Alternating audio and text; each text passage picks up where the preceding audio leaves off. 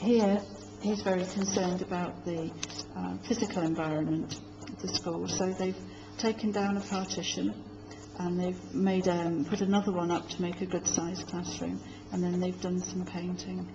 So they're trying very hard to give these children as decent an education as they could. One of the problems they have in this area is with the children who worked on the boats. So they would come when they could, but other times they would be off travelling. So they had a very interrupted kind of education. And you do find references to that as well.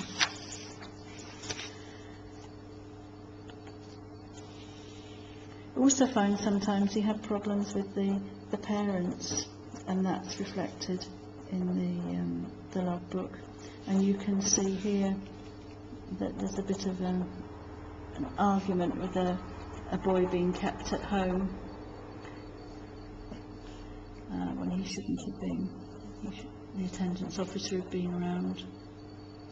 And it's very nice because he puts little comments when he's admitting children. We haven't got any admission registers for this school, but he put a lot more information into his logbook, so we know quite a lot about this little boy. This is called James Hoskins, who was 7 years old.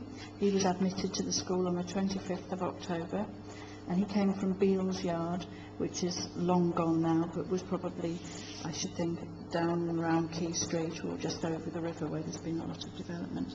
And he says he knows nothing whatever, and he has never been to school. So that's a sad thing. And the next day he appointed another boy, 8 years old, who doesn't know his letters.